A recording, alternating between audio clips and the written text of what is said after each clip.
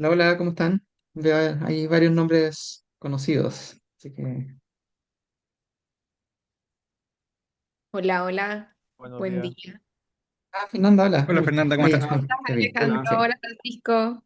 Gusto conocerlo. Bueno, Alejandro ya lo conozco. bien. Hola, buenas. Ya, eso creo que estaríamos ya en condiciones de partir, así que... tengo que apretarlo aquí y acá. Pero nada, Ya, acá somos Juan Pablo, parte de 41, Greenville, así que ahí para un todos. aplauso y a la asistencia, ¿ya? Bueno, bienvenidos, bienvenidas. Estamos dentro de lo que es el programa de Open Codelco y también de Open Startups, así que... Hoy tenemos un gran invitado, Alejandro Maureira, que está ahí en pantalla, lo pueden ver. Alejandro es economista, columnista, docente también y fundación de Adventure Capital, que se especializa en la aceleración y valorización de empresas. Así que el tema es súper importante y sé lo que es en emprendimiento poder tener contenido de cuánto vale o no vale una empresa y cuando empiezan a levantar inversión, ¿cierto? Eh, Alejandro por más de 20 años ha sido profesor invitado en planificación estratégica, finanzas corporativas y también en valoración de activos, ¿ya? Diferentes programas. Su enfoque le ha permitido trabajar en valor, también desde la planificación y generando vínculos con el mercado de capitales, ¿ya? Hoy vamos a tener la oportunidad también de conversar con Alejandro y plantear dudas al respecto. A la fecha ha valorizado y trabajado con más de 70 destacadas startups, por citar algunas, Robotia, BraveUp, Amplifica, PM Foods, etcétera, ¿sí? Además, Alejandro es mentor del programa Ignition de Startup Chile y colabora de Hubtech, ¿sí? La cerradura de Magical y también del Instituto 3IE de la Universidad de Santa María. Así que eso, muchas gracias Alejandro por estar con nosotros hoy. Y bueno, la pantalla es tuya y yo me encargo del Ok, tema de Zoom. mu- eso. Muchas gracias, saludos a todos. Voy a poner la presentación, si me esperan un segundo. Se ve ahí, ¿cierto? Ok. Sí. Ya. Entonces, bueno, para contarles, hoy día me toca a mí tratar el tema de levantamiento de capital privado. Y dentro de este levantamiento de capital privado, me voy a enfocar, voy a hacer otro enfoque, no voy a hablar tanto de cómo son los procesos, etcétera, etcétera, voy a llegar a eso, obviamente, pero quiero trabajar en algo que me ha tocado ver constantemente cuando trabajo en estos temas. La agenda de hoy día voy a tratar del tema de expectativas, vamos a hablar de la elegibilidad que toman ahí, cómo ser elegible para los venture capital especialmente. Voy a hablar del plan de aceleración al Investment Deck y algunas conclusiones. Entonces, para partir, las expectativas que tenemos cuando uno habla de levantamiento de capital es que básicamente un emprendedor hace una presentación, hace la presentación de su vida y eventualmente ahí el inversionista aplaudiendo se para y le dice cuánto dinero tienes, o sea, cuánto dinero quieres, le pasa millones de dólares y eventualmente ahí la vida es color rosa y uno se va, ¿no es cierto?, hacia el horizonte en un convertible. Una cosa por el estilo, y la verdad que esa es la expectativa que se tiene, que muchas veces cuando hablamos de levantamiento de capital, que me ha tocado enfrentar, es que emprendedores poco menos me dicen, mira, yo tengo caja para 90 días más, y que por ende necesito levantar capital ahora. Y la verdad que son procesos largos, o sea, un proceso de levantamiento de capital, para que se hagan una idea, puede tomar un año y medio. Un año y medio desde que yo digo, ¿sabes qué? Voy a levantar capitales hasta que me inviertan, puede llegar a tomar un año y medio. Y si se trabaja bien y se tiene una muy buena empresa, etcétera, se disminuye a un máximo de 4 meses o algo por el estilo. Yo creo que menos que eso es casi imposible, al menos que, claro, todo esto, digamos, se configuren los astros, etcétera, etcétera. Entonces, dentro de este proceso de levantamiento de capital privado, siempre tenemos que tener en cuenta lo siguiente. Primero que nada, que los inversionistas tienen cientos de alternativas. El mercado de capitales de alto riesgo en Chile es todavía una industria que está en su etapa de introducción. ¿Y qué significa eso? Significa que cada vez hay más participantes, etcétera. Todavía esto está creciendo, todavía no está saturado, pero lo que sí uno ve es que uno tiene cada vez más alternativas. Para que ustedes se hagan una idea, hace 20 años más o menos, cuando se crean las primeras incubadoras en Chile, me tocó también participar de esos procesos, y yo me acuerdo que en esa época encontrar a 20 emprendedores buenos costaba mucho. hoy día uno hace una publicación en LinkedIn, una publicación en web o algo por el estilo y le llegan cientos de alternativas buenas donde invertir. Entonces, hoy día tenemos un problema, ¿no es cierto?, de información que los inversionistas eventualmente tienen muchas alternativas. Entonces, por muy fantástico que sea lo que yo estoy presentando, por muy único, aunque uno diga, este producto la va a romper, vamos a hacer el próximo unicornio, vamos a hacer lo mejor que hay en el mercado, lo cierto es que uno está compitiendo con muchos. Entonces, por ende, ahí viene esta idea de decir, ¿cómo puedo ser yo elegible? ¿Cómo puedo destacar yo frente a los demás? Por otro lado, también tenemos que considerar que los inversionistas usan hipótesis de inversión. ¿Y esto qué quiere decir? Los inversionistas no tienen una billetera a libre disposición. O sea, no es que yo vaya a hablar con un inversionista y le diga, ¿sabes qué? Yo necesito 2 millones de dólares o yo necesito 100.000 dólares, porque la verdad que ellos se mueven en rango. Hay toda una normativa detrás de los fondos de inversión cuando se creen y la normativa relacionada a los fondos de inversión, que es el vehículo por el cual se mueven los inversionistas, suele tener parámetros. De hecho, cuando uno conforma un fondo de inversión, uno le tiene que decir a las autoridades y a los clientes que uno va a tener en el fondo en quién va a invertir, en cuánto plazo, etcétera, etcétera. Entonces, yo limito la inversión. ¿Qué significa esto? Significa que si yo, por ejemplo, digo, ¿sabes qué? Voy a invertir 300.000 dólares en startup, etcétera, etcétera, y viene un emprendedor y me pide 100, yo no puedo invertir en ese emprendedor porque ya le dije a mis inversionistas que yo partía con 300. Y lo mismo, si yo digo 300 y el emprendedor me pide 2 millones, le voy a tener que decir que no. ¿Por qué? Porque invierto 300. ¿Y por qué? Porque eso me comprometí con los miembros del fondo, otros inversionistas, etcétera, etcétera.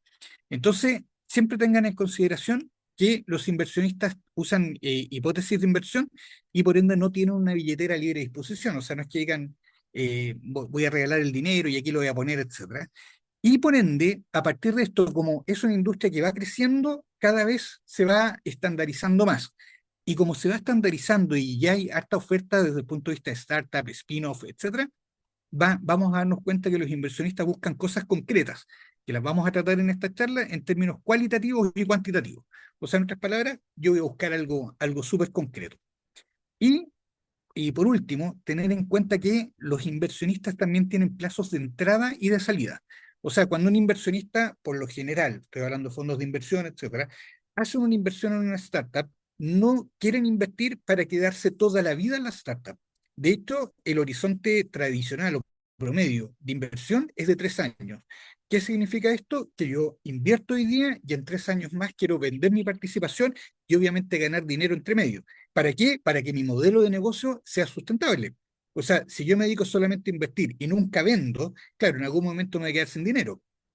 En cambio, si yo me dedico a invertir y tengo dinero para invertir durante 3 años, al tercer año empiezo a vender y con el dinero que sigo invirtiendo y con eso ya tengo un modelo, ¿no es cierto?, sustentable a través del tiempo. Entonces, cuando vayamos a levantar capitales, tienen que tener en cuenta todos estos elementos. ¿Por qué? Porque nos tenemos que hacer elegibles. De ahí venía este concepto de decir, bueno, ¿cómo nos hacemos elegibles? Partamos de la siguiente base. Yo creo que en esta sala deben haber, y de hecho por ahí vi a algunos emprendedores que tienen, yo sé que tienen unos productos espectaculares, y fíjense que de todas maneras, por muy espectacular que sea el producto, yo cuando me enfrento a un inversionista, el inversionista tiene 100 carpetas arriba del escritorio de productos que son competitivos, entonces yo me tengo que destacar con respecto a los otros. Y ahí viene este concepto de elegibilidad que estaba comentando. ¿Cómo puedo hacer yo que un inversionista eventualmente me elija a mí por sobre los demás y por ende con eso ser elegible? Entonces veamos qué buscan los inversionistas. Si yo hoy día tengo que resumir qué buscan los inversionistas buscan elementos cualitativos y cuantitativos. Desde lo cualitativo, lo primero que van a ver es el grado de innovación y segundo van a ver el equipo. Fíjense que no todo es números, no todo es, mira, yo con este producto lo vendo en 100, voy a vender 300.000 millones y por ende vamos a ganar tanto. Fíjense que una de las cosas que va a ver el inversionista es, por ejemplo, el equipo. Voy a partir por el equipo. Hoy día, si nosotros nos ponemos a mirar, y estos son estudios que se han hecho, hay uno muy bueno de Mary Kotler de la Universidad de Harvard, lo publicó en Harvard Business Review, donde ella revelaba que el 80% de las empresas que mueren en los primeros 3 años de vida mueren debido a la diferencia que hay entre sus socios. Y esto es fundamental. A mí me pueden presentar un producto que sea espectacular, una atracción, flujos de caja que se ven maravillosos. Pero si yo veo que dentro del equipo hay conflictos, inmediatamente eso es no hay que invertir acá. Fíjense lo que estoy diciendo, pueden presentar ustedes, y de hecho me ha pasado. Tengo un par de ejemplos de productos muy buenos de empresas de base científica tecnológica con productos que la rompían, que uno decía, oye, la tecnología que generaron es espectacular. Hubo uno en particular de nanotecnología, que cuando conversamos con los socios fundadores, con los emprendedores, no sé, estaba un emprendedor comentando algo diciendo, mira, y queremos vender esto en el mercado, súper entusiasmado, y otro de los socios le dice, sí, pero no es tan así. Así como diciendo, oye, esto no lo conversamos. Acuérdate que también queremos hacer otro, y se fue por otro lado completamente distinto. Eso, por muy espectacular que haya sido el producto que nos estaban presentando, inmediatamente fue un no. ¿Saben qué? Acá no hay que meterse porque la pelea que va a haber entre los socios en su momento va a matar la empresa. Y sin ir más lejos, la empresa nunca prosperó, etcétera. Es uno de esos casos que uno dice, ¿saben qué? El equipo aquí no va a funcionar. Entonces, dentro de eso, por eso también, los inversionistas suelen tratar de no invertir en emprendedores que están solos, porque les gusta ver equipos. Dentro de los equipos, llama mucho la atención, por ejemplo, ahí en la introducción comentaba el caso de RaveUp. RaveUp es uno de esas startups que cuando estaban partiendo, los dos socios fundadores, oye, qué agrado escucharlos conversar y no solamente la sinergia que tenían. Había un emprendedor que estaba 100% enfocado en el tema comercial y él siempre hablaba de que hay que salir a vender, tenía todo el carisma de venta, etcétera. Y por otro lado, el otro socio fundador con un perfil mucho más operacional de la tecnología y hablaba con mucha pasión sobre la tecnología. Entonces uno decía, oye, qué espectacular este equipo porque entre los dos uno vende, el otro ejecuta y entre los dos van y tenían características de liderazgo, etcétera, etcétera. Entonces lo primero, si están buscando levantar inversiones, ojo con el equipo que presentan, el equipo es muy relevante y ojo también cómo se reparten las tareas entre sobre todo los socios fundadores y cómo se ve ese trato que hay entre los socios fundadores. Sí, es muy bueno, nadie está diciendo que sean mejores amigos, compadres, ni nada por el estilo, pero que se note que trabajan muy bien. Eso es lo primero. Y segundo, fíjense que el grado de innovación, pero el grado de innovación entra en este carril que les comentaba. Los inversionistas tienen tesis de inversión. O sea, en otras palabras, van a decir, por ejemplo, yo invierto en tecnologías, por ejemplo, inteligencia artificial. Ok, si yo voy con nanotecnología, van a decir que no. ¿Por qué? Porque invierten en inteligencia artificial. Entonces, el grado de innovación tiene, para mi gusto, se puede dividir en tres elementos. Primero que nada, siempre si la tecnología es fácil de aplicar o yo necesito que llegue alguien, algo más. Me tocó participar en la época de las .com y cuando yo hago un paralelo con respecto a lo actual, me pongo a pensar y decía, oye, en el año 2000, qué ingenuos éramos con respecto al mercado y el grado de innovación. No sé por qué. Yo nunca me voy a olvidar, por ejemplo, una página web que se dedicaba solamente a vender jeans, hoy día lo que hace cualquier retail, que es vender jeans a través, ¿no es cierto?, de su página web. Había una empresa que se dedicaba a vender jeans y ellos decían por web, los primeros en Chile, y me acuerdo que ellos comentaban ahí cuánto era el mercado, cuántos jeans se compraban en Chile, etcétera, etcétera. Pero el dilema que tenía eso, que uno decía, oye, muy buen negocio, pero ¿cómo te van a pagar? Y fíjense que, ¿cómo te van a pagar y cómo vas a entregar el producto? Esa empresa, esa startup, no prosperó en el año 2000 porque no habían medios de pago ni tampoco había delivery. Entonces, el tema de entregar el producto acotaba mucho porque al final ellos tenían que hacer el delivery y solamente llegaban a una porción de Santiago y eso limitaba que el mercado, etcétera, etcétera. Entonces no prosperaba. Fíjense que ahí hay un ejemplo de una innovación que en su momento necesitaba que se hicieran otras innovaciones para poder funcionar, que en este caso son los pagos y el delivery. Hoy día eso existe. Entonces, hoy día esa tecnología es aplicable. Entonces, lo primero que uno se pregunta es si lo que yo estoy invirtiendo eventualmente es aplicable, es fácil de incorporar, y lo que uno está buscando no es algo que eventualmente sea fácil, digamos que todo el mundo lo pueda incorporar, sino que esté un poco en esa frontera de estamos tirando el conocimiento hacia adelante. Por ejemplo, la inteligencia artificial está justo en ese borde. Y uno dice, ¿por qué? Claro, yo puedo bajar un software de inteligencia artificial, pero para bajarlo y usarlo seguramente necesito buenos equipos, no puedo tener equipos obsoletos, etcétera. Entonces, no es para todas las empresas, sino para aquellas que van en la vanguardia de ahí, y eso empieza a mostrar, ¿no es cierto?, esta punta de lanza. Eso desde el punto de vista. Entonces, ¿qué es lo que va a hacer un inversionista? Para elegirlos, lo primero es ver cuánto es el grado de innovación que tienen ustedes, si se ajusta a sus tesis de inversión, y después va a evaluar el equipo. El equipo es, para mi gusto, lo que termina al final demostrando si se invierte o no. Y después hay variables cuantitativas, que me quiero ir en esta charla, me quiero ir por este lado, y dentro de estas variables cuantitativas está el modelo de negocio y la atracción. Y voy a meter acá el modelo de negocio y lo voy a vincular con la atracción, porque aquí es donde yo encuentro que están las mayores debilidades con las que me topo, especialmente con empresas de base científica y tecnológica, al momento, ¿no es cierto?, de ir a levantar capital. ¿Qué significa este concepto de la atracción? Cuando uno dice, oye, lo más importante es la atracción, todo el mundo habla, no, es que cuánto es tu atracción, etcétera, etcétera. Y nosotros tenemos que entender lo siguiente. La atracción es nuestra capacidad para generar ingresos a través de los clientes. Y esto es muy importante porque al final lo que nosotros tenemos que reconocer que el final, los ingresos que tiene una empresa dependen de mi capacidad de adquirir, retener y rentabilizar clientes. Fíjense que esto es fundamental. A mí me pueden presentar una empresa, por ejemplo, que me ha tocado mucho trabajar esto con emprendedores que traen un modelo de negocio y ese modelo de negocio, por ejemplo, es de venta de una sola vez. Y uno dice, ya, pero tú lo vendes y después, ¿qué pasa con el cliente? No, sí, mira, da lo mismo, no, que, etcétera, pero aún así vende $1.000.000. Fíjense que uno dice, sí, pero no. Lo que uno está buscando, por ejemplo, esto lo trabajé hace muchos años atrás, había una empresa que se dedicaba a vender básculas, así tal cual, le vendía básculas a supermercados, etcétera, que son las básculas, las pesas, con lo que se pesa el pan, etcétera, etcétera. Y claro, y su negocio está basado en vender y tener el servicio técnico. Entonces, la verdad que la empresa está ahí a medio morir saltando. Hicimos un cambio pensando en la atracción. Dijimos, ¿y si arriendas mejor estas máquinas? No las vendas, arriéndalas. Claro, si yo las arriendo, eventualmente el cliente ahora me está pagando mensualmente.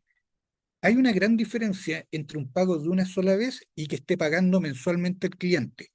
¿Por qué? Porque yo retengo ese cliente y no solamente eso, sino que ahora el valor no está en la factura que me hace, sino que está en el cliente que tengo. Y yo ahora a ese cliente le puedo empezar a ofrecer más cosas, más servicios, etcétera, etcétera, y está constantemente ahí. Fíjense cómo todos los negocios, los que somos un poco más viejos, nos vamos a dar cuenta, cómo todos los negocios pasaron a lo que se llama el aftermarket, que es básicamente arrendar servicios. Hasta hace 15 años atrás, uno compraba la licencia de Office para poder usarla. Y la licencia Office costaba en esa época como unos 200.000 pesos, 300.000 pesos. Eso es lo que uno tenía que pagar y claro, y uno pagaba y era una inversión que uno pagaba cada 4 años, más o menos. ¿Y qué es lo que hizo Office? Dijo, no, ¿sabe qué? Mejor págueme un fee mensual, Office 360, págueme un fee mensual, un fee anual, y con eso usted puede usar la aplicación y siempre la vamos a tener actualizada. Fíjense que este es el concepto de la atracción, donde nos vamos de los ingresos, subimos un poco aguas arriba y llegamos al cliente.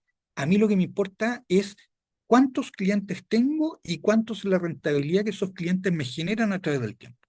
Ese es el concepto de tracción para que lo tengamos claro. Y aquí es un pequeño análisis. Fíjense que les voy a demostrar por qué esto es importante y cómo lo pueden enchufar al resto de su modelo de negocio, etcétera. Lo más importante hoy día es mi capacidad para adquirir clientes. Si yo estoy hoy día con una startup nueva, que esto lo va a mirar un inversionista, me estoy metiendo como en la mente del inversionista. Uno dice, ok, lo primero que tengo que saber yo es cuántos clientes estoy adquiriendo. Ese es el concepto de adquisición. ¿Por qué? Porque a mí lo que me va a interesar es que yo a ese cliente, cada cuánto me vaya comprando, me va a dictar a mí el total de servicios que yo le estoy entregando. ¿Ya? Por ejemplo, suelo dar este ejemplo con empanadas. Me dice, si yo capto un cliente que me compra una empanada todos los domingos, claro, todos los domingos ese cliente va a volver y eventualmente comprarme una empanada. Un spoiler. Yo hago el esfuerzo de captar una sola vez a ese cliente y fíjense que al mes me está comprando 4 empanadas. Esa es la gracia que tiene. Ahora, yo adquirí un cliente y me está comprando una empanada a la semana, en otras palabras, me está comprando 4 empanadas al mes, lo multiplicamos por el total de meses y vamos a tener, ¿no es cierto?, las empanadas al año, etcétera. Si yo a la otra semana adquiero un segundo cliente, fíjense que ese fin de semana, ahora yo tengo un cliente nuevo que me está comprando, más el cliente que adquirí, tengo 2 empanadas. Si yo adquiero otro, y fíjense que aquí viene digamos, el concepto de exponencial de los ingresos, ¿cómo lo puedo lograr? Está relacionado a esto. Yo lo que quiero es adquirir un cliente que ese cliente me vaya comprando en forma recurrente. Y por eso pongo acá que el total de servicios, o sea, el total de lo que estoy vendiendo, el total de empanadas, fíjense que va a ser una relación entre adquisición por la recurrencia. Entonces, un inversionista cuando dice, ok, veamos tu modelo de negocio, yo voy a multiplicar la adquisición por la recurrencia. Fíjense que ahí tengo el total de servicios. Pero no solamente eso, porque después pongo el ticket promedio, no el precio, el ticket promedio, y con eso obtengo los ingresos. ¿Cuál es el concepto de ticket promedio? Fíjense que ya no estamos hablando de precio, sino que cuánto me compra cada persona en una visita a mi local. Cuando vamos al supermercado, ustedes se dan cuenta que compramos siempre un monto más o menos similar, los supermercados lo saben. Todas las semanas gastamos entre 20 y 30 mil pesos en un supermercado y una vez al mes gastamos cerca de 100 mil pesos en el supermercado. Eso más o menos, digamos, los parámetros que se manejan cuando una persona sola, los núcleos familiares tienen otra cifra. Entonces, al final, el supermercado empieza a saber que adquirió un cliente, ese cliente va todas las semanas y yo le tengo que ofrecer servicios y esos servicios eventualmente determinan mi ticket promedio, presupuesto que estoy gastando, y con eso generan los ingresos. La adquisición, mi capacidad para adquirir clientes a través del tiempo, porque lo que vamos a hacer en una startup es decir, entonces si yo tengo recurrencia, si este mes, por ejemplo, tengo un cliente, el siguiente tengo 2, después tengo 4, después tengo 8, después tengo 16, 32, y claro, y empiezo a subir en forma exponencial, fíjense que vamos a empezar a ver cuántos son los ingresos totales y por ende cuánto es eventualmente el atractivo que puede tener para levantar capital. Fíjense que vamos a incluir el MOM, que es mes sobre mes, y se usa digamos, el mes, esto significa mes sobre mes, el MOM. Pero cuando está sin apellido, siempre estamos hablando de la adquisición de clientes. Y en este caso vamos a tener lo siguiente, que el total de adquisición va a estar dado, ¿no es cierto?, por uno, o sea, la adquisición multiplicada a la base que yo tengo, por uno más la tasa de crecimiento elevado a n-1. Ese me va a dar el total de clientes que estoy adquiriendo. Ahí voy a llegar por qué estoy jugando con esto. Y en otras palabras, acá tengo la fórmula donde uno dice, mira, la adquisición por el MOM y todo esto por la recurrencia y todo esto por el ticket promedio, me determinan a mí los ingresos. Y los ingresos, eventualmente esa capacidad de generar ingresos, es lo que le interesa a un inversionista. Un inversionista decir, bueno, ¿cómo es mi capacidad para generar flujo? Fíjense que va a estar más relacionado a esto. Y por ende, si nosotros nos ponemos a analizar esta fórmula, nos vamos a dar cuenta que llegamos a 4 variables: la adquisición de clientes, la tasa de crecimiento de esa adquisición de clientes, la recurrencia con la cual me compran esos clientes y por último el ticket promedio. Fíjense que estas son las 4 variables que siempre analiza un inversionista. Estas son las 4 variables que se refieren cuando dicen, no, aquí ¿cuánto es tu tracción? Cuando están hablando de tracción, a mí me están hablando de cómo se mueve esto. ¿Cuántos clientes adquiero? ¿Cada cuánto el cliente me está comprando? ¿Cómo es la tasa de crecimiento de sus clientes? ¿Qué le estoy ofreciendo al cliente? Y por ende, ¿cuántos son los ingresos que va a otorgar? Esa capacidad de generar ingresos, fíjense que es lo que define eventualmente las startups y el mundo de alto riesgo. Sin ir más lejos, cuando nosotros hablamos de crecimiento acelerado, el estándar que se usa, es decir, una startup es una empresa que crece aceleradamente y el crecimiento acelerado es que yo logro por lo menos $1 millón en ventas al tercer año de vida. Fíjense que no estamos hablando de rentabilidad sobre el EBITDA, no estamos hablando del ROI, no, estamos hablando 100% de ingresos. Y lo que estamos buscando es esto: ¿cómo eventualmente yo puedo manejar estas variables de manera tal que al tercer año de vida me generan a mí $1 millón? Y la clave está en manejar la adquisición. Fíjense que son 4 variables. Este es el concepto de tracción. ¿Y por qué quise, digamos, traer este concepto de tracción? Porque esto está relacionado con el modelo de negocio. El modelo de negocio, al final lo que va a mostrar es la iteración que yo hago sobre la tracción. Y fíjense que voy a llegar, porque todo esto es importante, me estoy metiendo en la mente del inversionista. Si a mí me van a evaluar mi modelo de negocios, fíjense, y la atracción, al final lo que le interesa a un inversionista es conocer cómo es esta sinergia.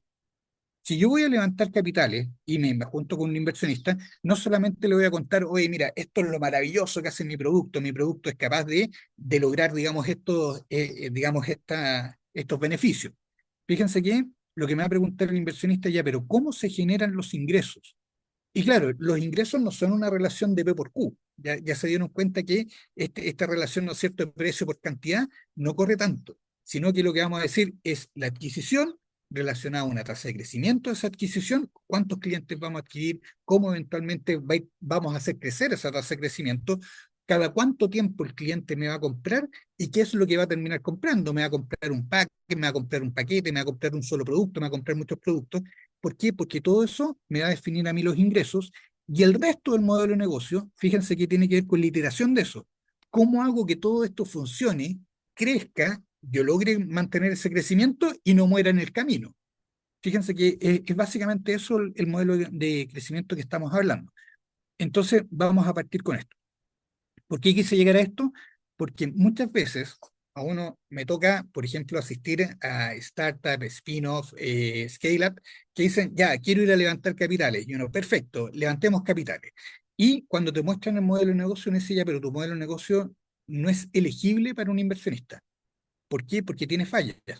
Y una de las fallas, por ejemplo, es que la recurrencia es una vez, son 3 veces, son periodos muy largos, etcétera. Entonces vamos a ir jugando con eso. Este juego lo tienen que tener súper claro porque aquí se están jugando eventualmente qué tan atractivos son ustedes como empresa. Entonces, recordemos que el inversionista lo que va a hacer para levantar capital privado es evaluar el grado de innovación, que ya lo cubrimos, el equipo para mí es lo más importante, el equipo tiene que mostrarse un muy buen equipo, etcétera. La atracción, que es esto que estaba comentando, y al final el modelo de negocio que está relacionado con esta atracción. Entonces, esto es un continuo que si ustedes se fijan, seguramente han trabajado el concepto de valores en muchos de estos programas, han visto, ¿no es cierto?, cómo llevamos la idea al mercado. Ahora, veamos todo esto en cifras. Veamos si esa Alejandro, atracción eventualmente... Sí, sí. Alejandro, tenemos una pregunta en el chat de eh, Sebastián. Nos pregunta, ¿cuáles economics son recomendables para emprendimientos de base científica tecnológica del tipo biotech? Perfecto. En general, siempre vamos a trabajar con... Muchas gracias, Fernanda. En general vamos a trabajar siempre con estos indicadores que son de adquisición, MOM, recurrencia, y hay otros relacionados con biotecnología. Mira, en biotecnología una de las cosas que importa mucho es el CAPEX. Y aquí me voy a arrancar un poco lo que tiene que ver con lo normal de las startups. ¿Y por qué me voy a ir al CAPEX propiamente tal? A diferencia de lo que tiene una inteligencia artificial, una tecnología, etcétera, la biotecnología, uno de sus grandes dilemas es la inversión que yo necesito en activos fijos. Porque yo necesito un laboratorio, necesito un espacio, necesito eventualmente bodegas para almacenar lo que sea que estoy haciendo. A veces tienen condiciones especiales y una de las cosas que les interesa al inversionista es decir, ya, pero ¿cuánto necesito yo invertir en equipos, en esto y lo otro, aquí y allá, para hacer funcionar esto? Entonces, lo que hace diferente a las biotecnológicas de otras startups es el concepto de la inversión en capital. Eh, Supongo que con eso, no sé, respondí. Hay entre medio, sí, en Internet pueden encontrar hasta literatura con respecto a qué está buscando inversionistas en específico. O sea, por ejemplo, pero se van a dar cuenta que todos ellos van a estar relacionados a esto. Seguramente con el concepto de adquisición se van un poquito más atrás. Por ejemplo, cuando yo empiezo a ver, oye, pero el número de usuarios que tengo y la tasa de convertibilidad, etcétera, fíjense que tiene que ver con eso. Pero yo me diría que aunque están relacionados a esto eventualmente. Así que no sé si con eso espero haber respondido a la pregunta. Y puedo ver el chat. Gracias, Alejandro. Mario Yáñez pregunta, misma pregunta para servicios de fabricación metalmecánica, CAC, LTV, MOM, etcétera. Sí, muchas gracias, Mario, muchas gracias, Fernanda. Esa la voy a responder en un segundo más, Mario, cuando muestre el modelo de negocio, porque voy a demostrar que solamente con estos cuatro, todos los demás son un derivado de esto. Y fíjense que lo voy a mostrar de la siguiente forma. Así que esa pregunta la voy a dejar ahí en pausa y le voy a responder en un segundo más, si me permite, Mario. Fíjense en esto. Entonces, un inversionista ve el grado de innovación, el equipo, la atracción y el modelo de negocio. ¿Por qué me fui antes de meterme en el modelo de negocio? Tenemos que recordar lo siguiente. Ahí voy a llegar a lo que preguntaba Mario. Fíjense en esto. Los inversionistas tienen límites y una de las tareas que tenemos que hacer nosotros es averiguar cuáles son esos límites cuando vamos a conversar con un inversionista. Por ejemplo, los inversionistas trabajan con tickets de inversión. Un inversionista, por ejemplo, un inversionista ángel, inviertan hasta $100.000, más o menos 100 millones de pesos, y no pasan de eso. O sea, de ahí prefieren aportar un fondo y ser parte de un fondo de inversión. Entonces, lo normal, si me preguntan a mí, el promedio está como más o menos en 50 millones de pesos lo que invierte un inversionista ángel, que es una persona que tiene un alto patrimonio, etc. Si nosotros nos vamos a los fondos, empezamos con los fondos que tienen cercanos a un promedio de $300.000 de inversión. De ahí nos saltamos al de 500, al de 700 y después ya nos vamos arriba del $1.000.000 que eso fuera de Chile. ¿Por qué es importante esto? Porque si yo en mi primera ronda de inversión, por ejemplo, voy a pedir $1.000.000, es muy poco probable que si no tengo años de experiencia y no tengo cómo demostrar que vale la pena, me pasen $1.000.000. Pero es mucho más probable levantar $300.000. Entonces aquí es cuando decimos, si me van a pasar $300.000, veamos qué podemos hacer con $300.000 y conversamos con un inversionista que invierte $300.000. Entonces, lo primero es el ticket de inversión. Lo segundo son las etapas en las que está invirtiendo un inversionista. Por ejemplo, si yo hago una historia, fíjense que la historia me va a ir demostrando que esta cosa se ha ido corriendo. Antes los inversionistas ponían dinero para hacer del prototipo digamos, a la validación comercial. Después se corrieron el cerco y dijeron, no, de la validación comercial a grado de startup. Y hoy día, la mayoría de los fondos de inversión no invierten en empresas que no tengan por lo menos 12 meses de ventas constantes y crecientes, le ponen el apellido, constantes y crecientes. Y uno dice, ya, pero ¿por qué? Porque claro, si yo logro 12 meses de ventas constantes que van creciendo, técnicamente mi modelo de negocio ya está aprobado, etcétera, etcétera, el equipo ya está funcionando, son los que tienen que ser, los socios que se tenían que ir ya se fueron, y por ende, claro, a mí lo que me toca es simplemente acelerar ese crecimiento y me ahorro todos los problemas que se dan, digamos, en esos primeros 12 meses. Entonces, ¿en qué etapa están invirtiendo? Porque esto también es importante. La industria en la que están invirtiendo, sin ir más lejos, en Chile hay un fondo especializado para biotecnología y, claro, y hay otros que se dedican solamente a biotecnologías, hay otros fondos, ayer conversaba con un fondo que se dedica solamente a inteligencia artificial, hay otros que se dedican a empresas tempranas, etcétera. Entonces también van orientados a industria, sin ir más lejos. Y por último, los indicadores. Y ahora, con los indicadores, o sea, ¿por qué me interesa que tengamos todo esto en mente? Porque al final no todos los inversionistas sirven para lo que yo estoy haciendo. O sea, hay inversionistas que son más específicos para lo que estoy haciendo. Y, pero no es inteligencia. Y aquí Matías me decía si es recomendable la búsqueda de inversionistas con una startup de inteligencia. Sí, por supuesto. Y claro, y en este caso, fondos, ¿cómo se llama, Matías? No tengo como fondos específicos, el que conversaba de ayer es uno que se está creando, que va a estar 100% orientado a IA, pero hay fondos que les gusta mucho el mundo de la fintech. Sin ir más lejos, en las industrias en las que están, siempre hay modas. Por ejemplo, hubo hace 10 años atrás el tema Uber, que estaba de moda, entonces todo lo que fuera Uber, invertían en él, en el sentido todo lo que fuera uso de estos activos como lo hace Uber. Hace 2 años atrás, estaba el mundo fintech, entonces hay que ir moviéndose. Y en el caso de la fintech, yo me atrevería a decir que no, más allá de fondos especializados en fintech, hay fondos que prefieren la fintech.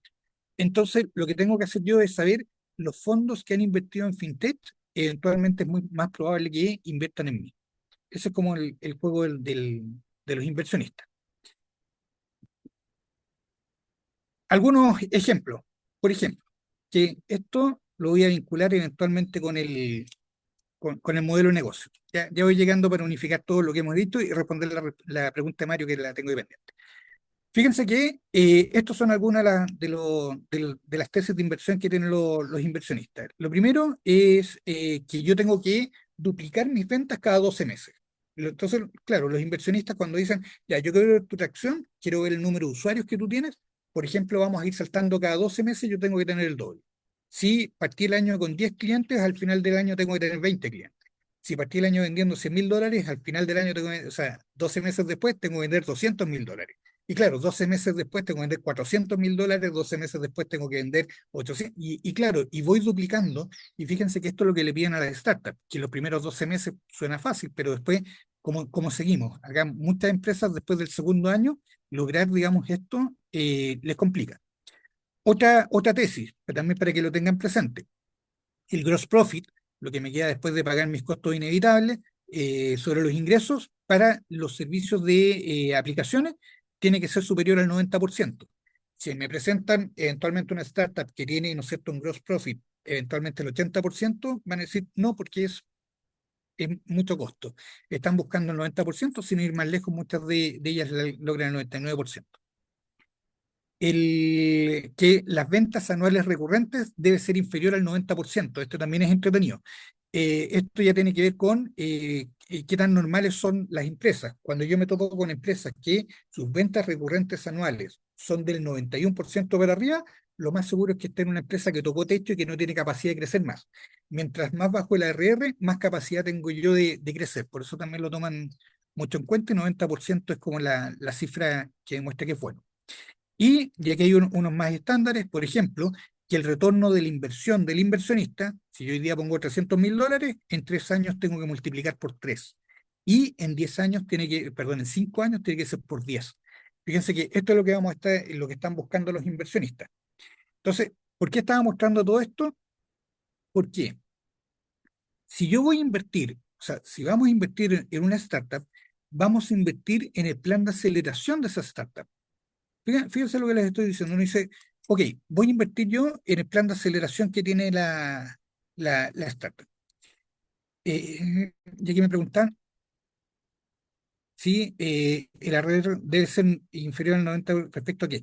Claro, el ARR lo que muestra son las ventas anuales recurrentes. Yo tengo clientes nuevos que van entrando y eso me generan ventas nuevas, pero al mismo tiempo tengo recurrencia y yo busco que los clientes recurrentes eventualmente me compren. Pero lo que yo siempre voy a buscar en una startup es que eventualmente esas ventas recurrentes no superen el 90% de los ingresos totales. Ahí está la respuesta, sobre los ingresos totales. Entonces, claro, yo voy a esperar que el 10% o más de mis ingresos sean de clientes nuevos. Y esto tiene una razón simple. De nada, Camilo, gracias a ti. Fíjate, esto tiene que ver con qué capacidad tengo yo para crecer.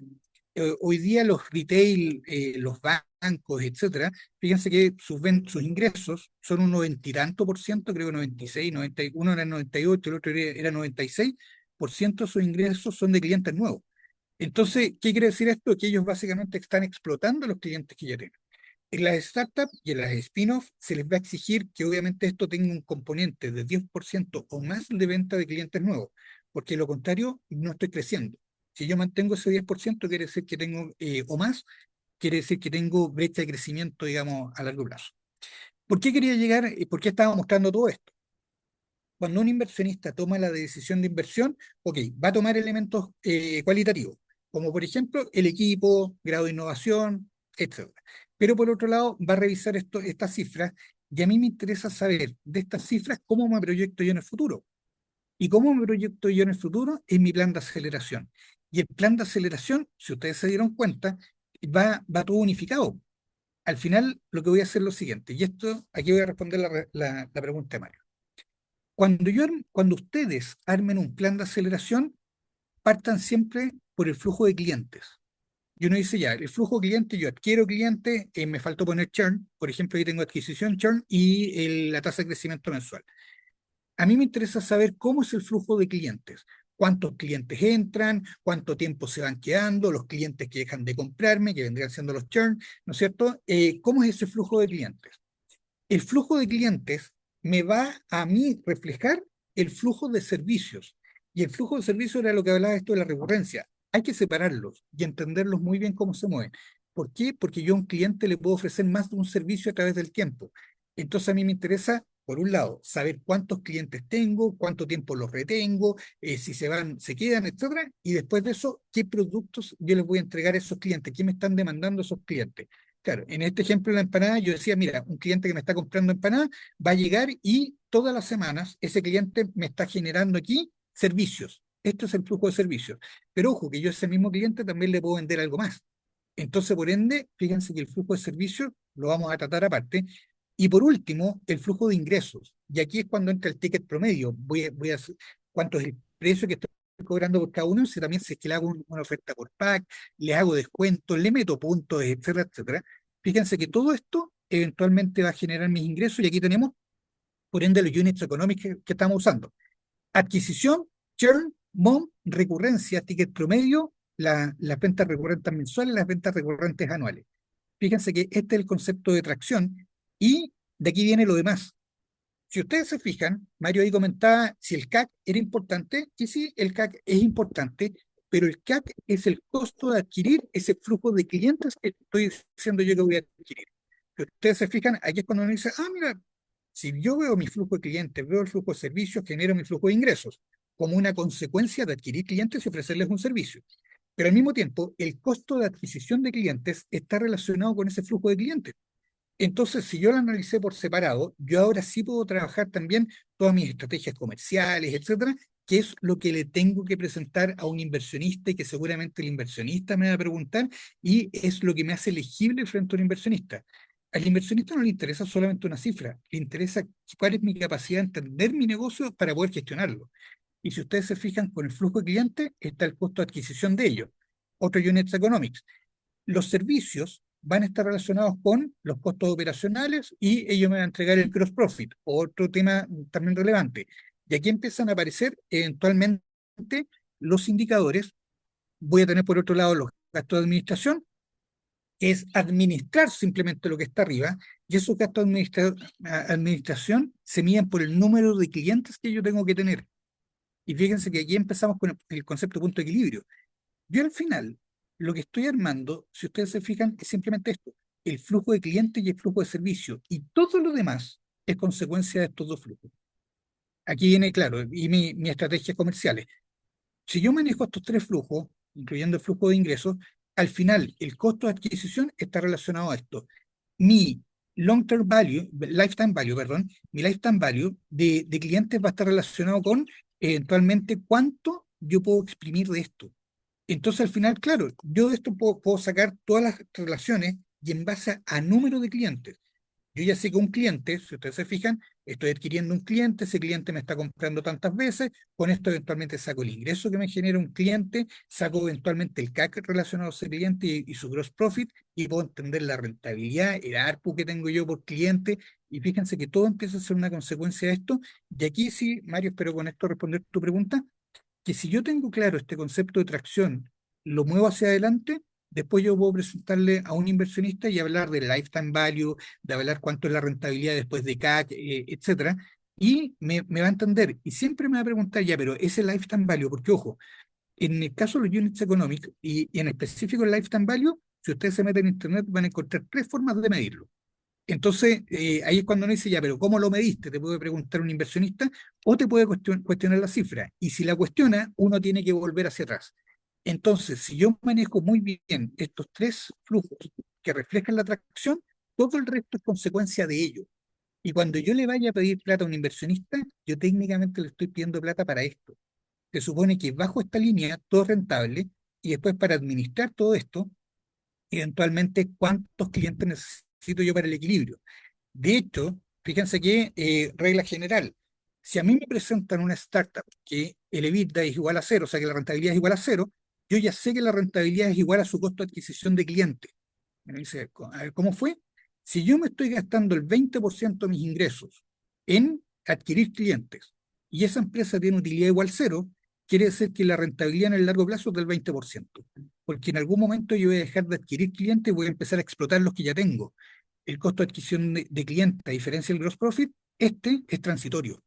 Este se mantiene mientras yo esté adquiriendo clientes. Pero una vez que dejo de adquirir clientes, eventualmente eso pasa a 100% rentabilidad del inversionista. Entonces aquí va a depender del inversionista y por eso digamos lo que decía Mario.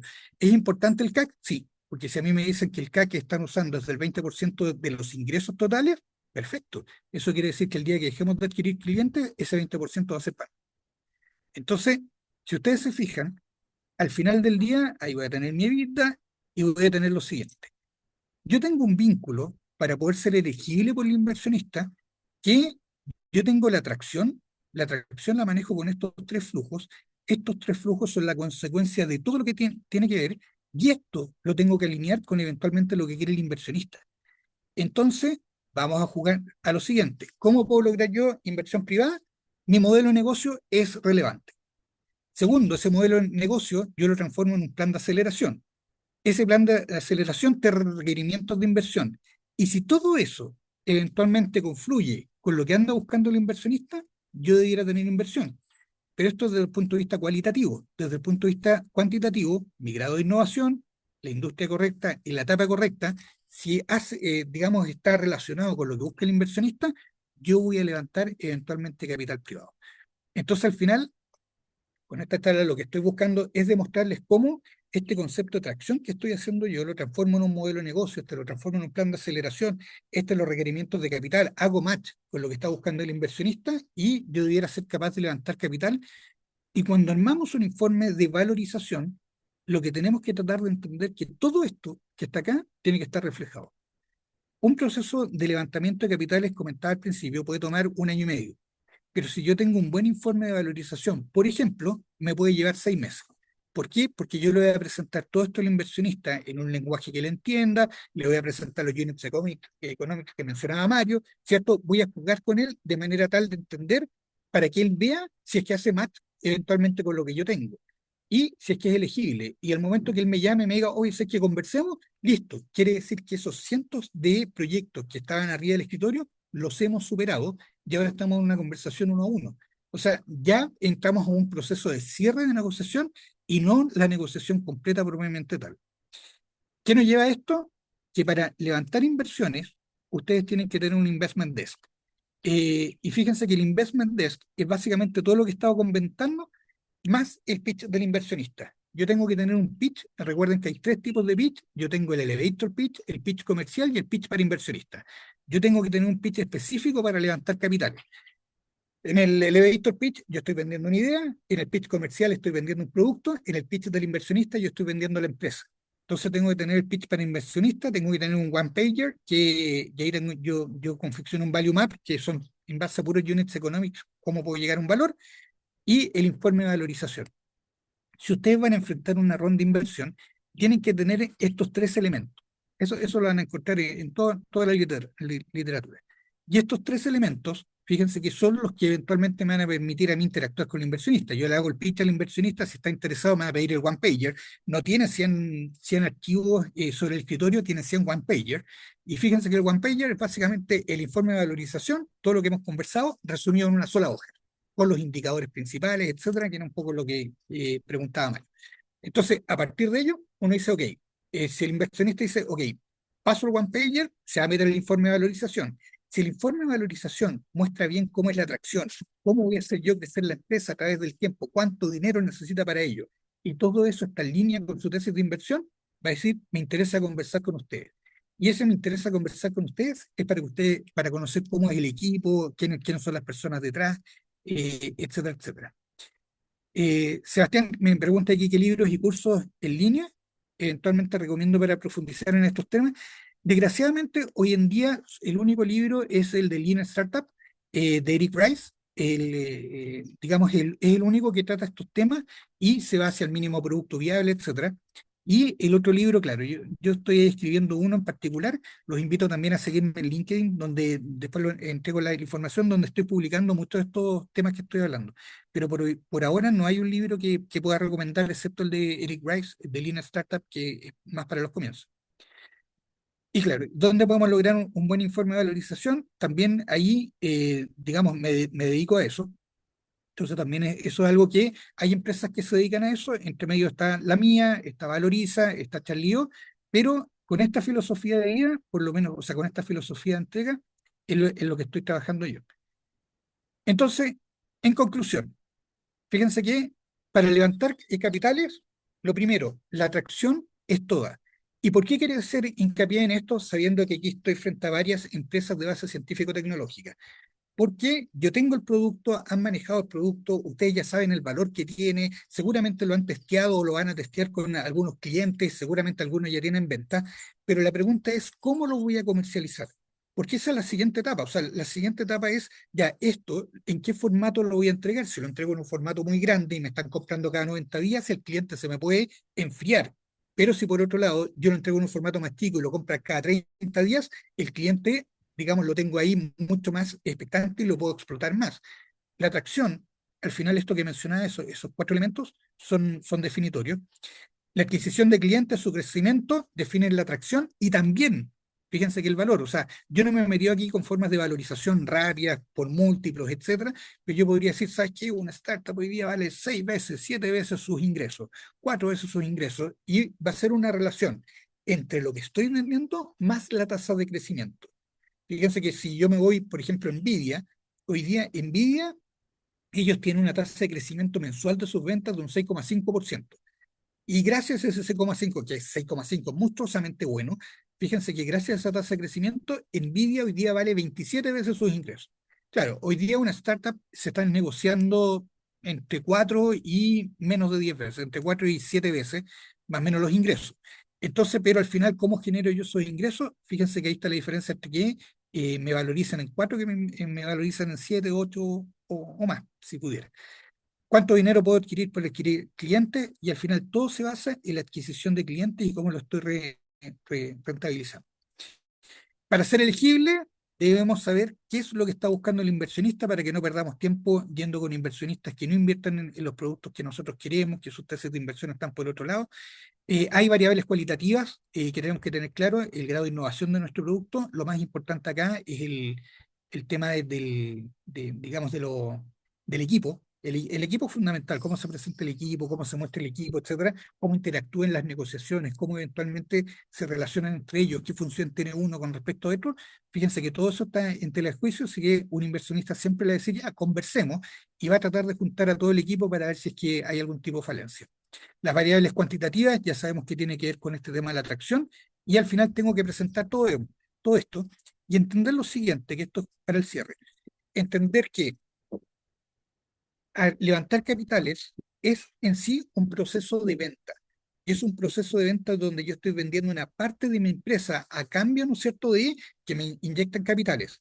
Entonces yo me tengo que preparar, tengo que tener los argumentos, tengo que tener los documentos, etcétera. Por ejemplo, esto que menciona del Investment Desk, yo tengo que tener mi pitch de inversionista listo, tengo que tener eventualmente mi one pager que va a ser un resumen de mi forma de valorización y con todos esos elementos, cuando yo vaya a buscar capitales, eventualmente voy a ser más efectivo.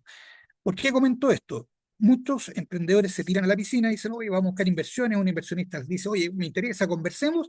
Y pueden estar un año conversando, 9 meses, 10 meses conversando, que mándame el balance, que mándame esto otro, qué pasa con esto, cuál es tu lifetime value, pero cuál es la atracción, que explícame el modelo de negocio.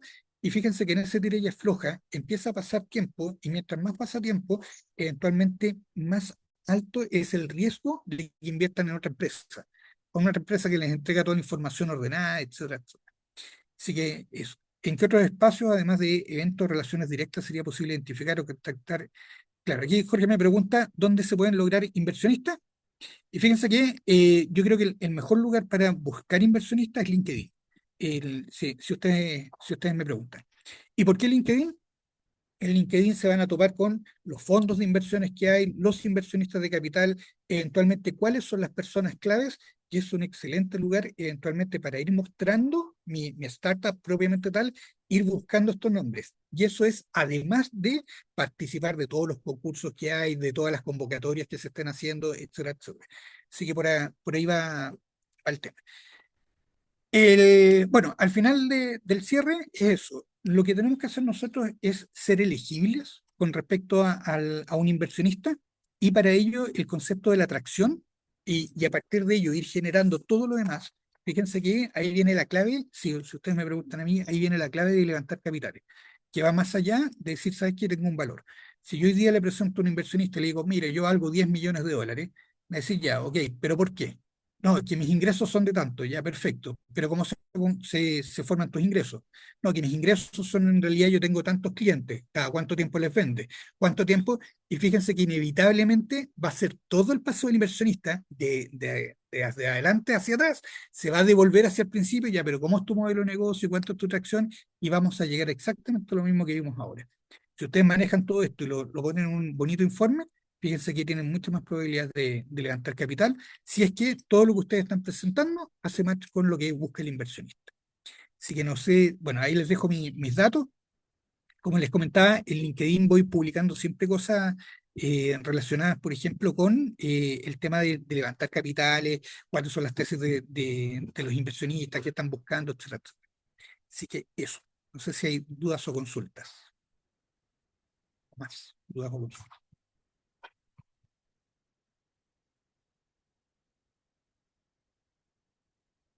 ¿Qué tan recomendable es el cuadro de mando integral para la gestión de una startup? Muy buena pregunta, Sebastián. Personalmente no lo recomiendo, pero voy a comentar por qué. No lo recomiendo porque el Balance Scorecard es una metodología de gestión generada para empresas gigantes. Por ejemplo, en su época me tocó implementar Balance Scorecard para una empresa salmonera internacional. Y claro, cuando tú tienes muchos activos, que te mueves de aquí para allá, etcétera, etcétera, que tienes muchas filiales, el Balance Scorecard es ideal. Pero en una startup, a diferencia del Balance Scorecard, tú te tienes que mover rápido. Entonces, como te tienes que mover súper rápido, la verdad que recomendaría tener unos indicadores claves, como por ejemplo adquisición, recurrencia, ticket promedio, tracción, esto que estaba presentando, y en base a ello ir gestionando. Aquí claro, o los OKR, fíjense que me iría por el lado de los indicadores clave. Fíjense en lo siguiente, una startup para lograr vender, si ustedes están creando un spin-off, lograr vender $1 millón en el tercer año de vida, yo tengo que poner 100% mi enfoque en las ventas, en la adquisición de clientes y cómo los voy a explotar. Entonces, por ende, todo el resto de la organización está para servir a ese propósito. A diferencia, por ejemplo, que lo que yo puedo lograr con un Balance Scorecard, que es una gestión, digamos, dinámica y completamente para que todas las áreas vayan avanzando. Yo vendo y que operaciones vaya creciendo y que distribución vaya creciendo y que todas las áreas vayan creciendo. Fíjense que la gestión de una startup es súper irresponsable en ese sentido. ¿Cómo crecen las startups? Me dedico 100% a adquirir clientes y la carga la arreglo en el camino. Fíjense que lo que estoy diciendo suena duro, pero al final del día es la forma que hoy día las empresas eventualmente están creciendo. Kickstarter es una buena alternativa de proceder. Me preguntan por acá.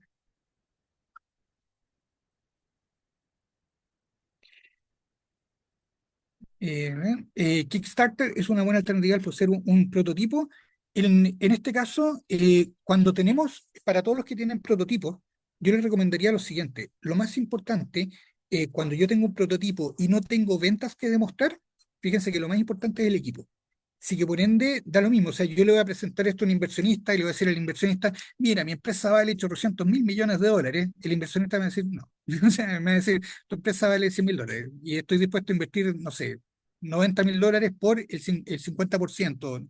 Lo que estoy diciendo es una ridiculez, no pasa del 20. Pero aquí es lo que voy, que cuando yo no tengo ventas constantes y crecientes durante 12 meses, todo lo que yo presente, la verdad que es súper cuestionable, porque no tiene un asidero. Yo estoy diciendo que voy a vender eso. ¿Qué es lo que hace un inversionista cuando pasamos de ese prototipo a tener esas ventas? Que esto lo he recomendado a inversionistas que le digo, mira, dile que se junten en 6 meses más. Si él dice que en un año va a vender $1 millón, por ejemplo, juntémonos con él en 6 meses más y veamos cuánto lleva. Y muchas veces nos hemos topado que en 6 meses no ha logrado nada. Entonces, claro, es mucho más fácil aplazar la inversión que eventualmente apostar por. Entonces, ¿en qué invierte un inversionista? Cuando ustedes tienen un prototipo, va a mirar el grado de innovación y el equipo. Y el resto, claro, va a mirar cómo es la atracción que se le puede sacar y va a llegar hasta ahí. Y va a decir, si eso es atractivo, me interesa invertir en usted.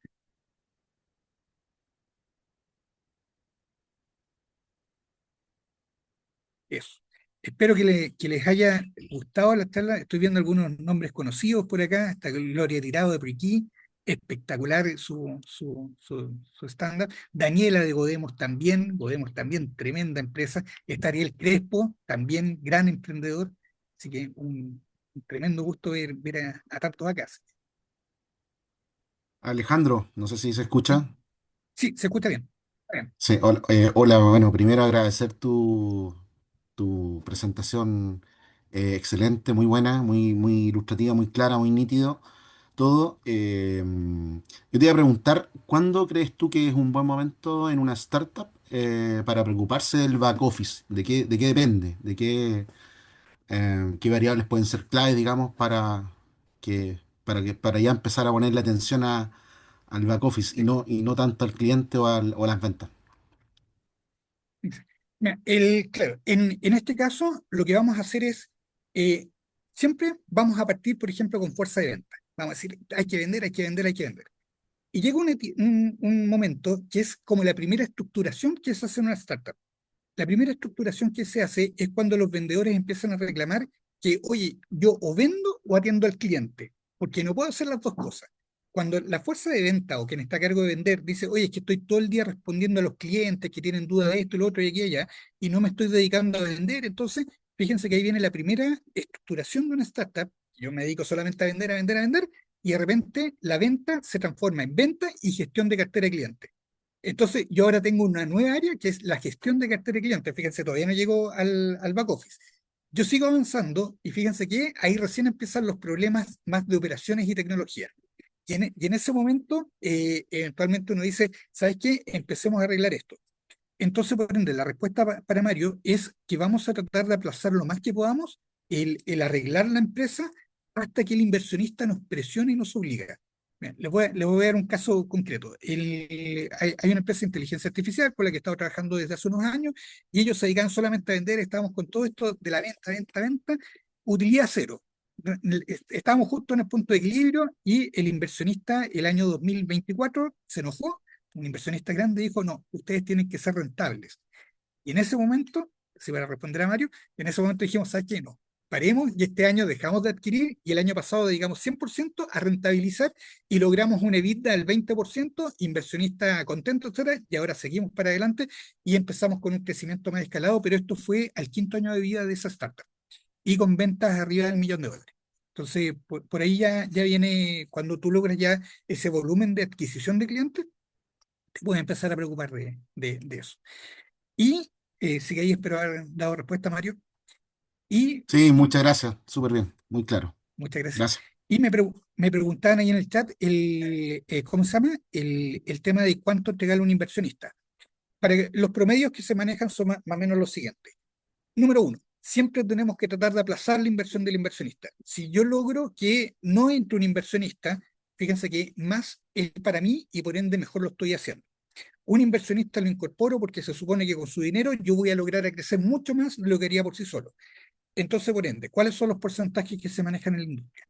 El primero que entra es un inversionista ángel que invierte hasta 100 millones de pesos, 90 más 50 es el promedio, pero 90 ya vendría siendo $90.000, sería bueno, y van a pedir un 20% de la compañía, altísimo, súper grande.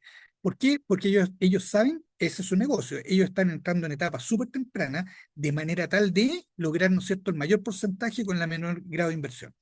Después de eso ya nos pasamos a los fondos y los fondos siempre van a pedir menos del 10%. O sea, cuando un fondo ya entra y dice, voy a invertir 300.000, el otro 500, 700, es porque la empresa ha agarrado tantas ventas, etcétera, que al final a mí me conviene, entonces no pasan del 10% en promedio por los primeros 300.000, de ahí cuando se saltan a los 500, 700, por lo general están bajando 7%.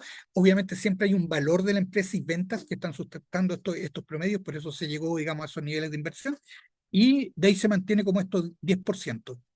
El, para que ustedes se hagan una idea, cuando ustedes levanten en la sumatoria $1.000.000, tienen que haber entregado más o menos el 40% de la empresa.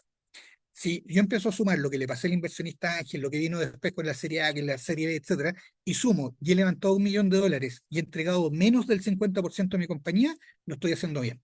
Si entregué más del 50% de mi compañía, alguno de esos agentes eventualmente obtuvo mucho más de lo que debía. Y claro, ¿por qué? Porque después ya vienen etapas mucho más grandes con valores más grandes y ahí los socios se empiezan a quedar con el 30%, 40% de la compañía y empiezan a disminuir su participación. Así que espero haber dado respuesta ahí a esa pregunta. No, Ariel se va Castro. Muchas gracias.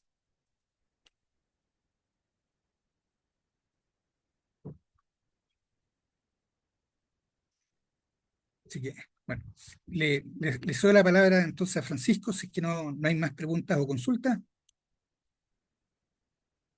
Muchas gracias, Vladimir. Sí. No sé si más manos Gracias, levantadas. Aurelio. A mí me pareció súper clara la exposición. Muchas gracias, Alejandro. Clarísimo cómo funcionan los flujos.